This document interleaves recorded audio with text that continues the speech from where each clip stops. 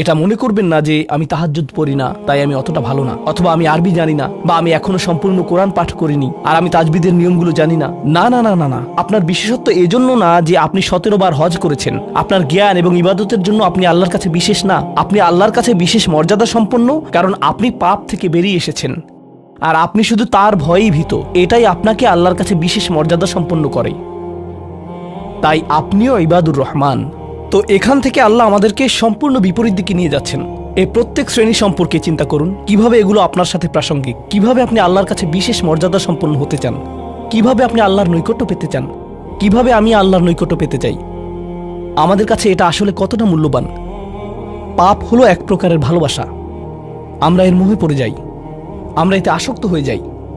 আর এই অনুচ্ছেদটি আসলে ভালোবাসার একটা প্রতিযোগিতা, কারণ আপনি ইন্দ্রিয় সুখ ভালোবাসেন, আপনি এই পাপগুলোকে ভালোবাসেন আর আপনি তা ছাড়তে চান না, কারণ এতে আপনার সুখানুভূতি নষ্ট হবে। আর অন্যদিকে আল্লাহ বলছেন, আমি আমার নিজের দ্বারা সেই সুখকে প্রতিস্থাপন করে দিব, আমি এটাকে আমার নৈকট্য দ্বারা প্রতিস্থাপন করে দিব। আল্লাহ এই সুযোগ দিয়েছেন, আপনার নিজেকে এই সমীকরণের আলোকে সিদ্ধান্ত নিতে হবে।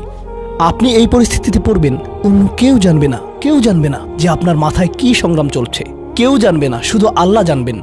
আর প্রসঙ্গক্রমে উদাহরণস্বরূপ আপনাদের কেউ কেউ যখন হারাম সম্পর্কে জড়ান, নিশ্চিত বলছি না, আপনাদেরকে অভিযুক্ত করছি না, কোনো মানুষ, আপনারা না, কোনো মানুষ যাদেরকে আপনারা চিনেন, তারা হয়তো অনৈতিক সম্পর্কে জড়িত আর আপনি তা থেকে বের হতে চাচ্ছেন।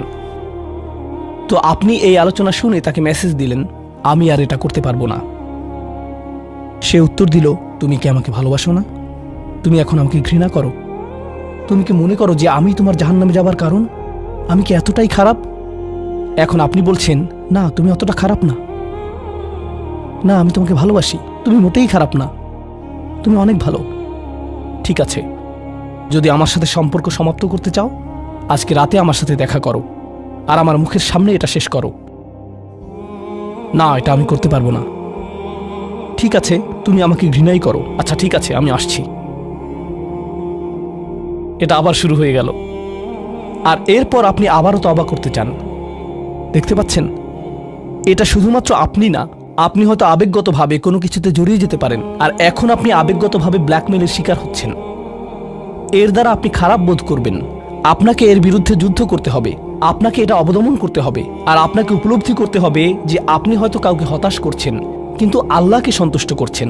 আর আপনি এটা শুধু নিজের জন্যই করছেন না, বরং এটা ওই মেয়ের জন্যও করছেন বা ওই ছেলের জন্যও করছেন যে আপনার মেসেজের জবাব দিচ্ছে। সে আল্লাহর সামনে দাঁড়াবে, এটাও আপনি চান না। আপনি যদি তাকে আসলেই ভালোবাসেন, শুধুমাত্র যদি তাকে কামনা না করেন, বরং তাকে ভালোবাসেন, তাহলে আপনি তাকেও রক্ষা করতে চাইবেন।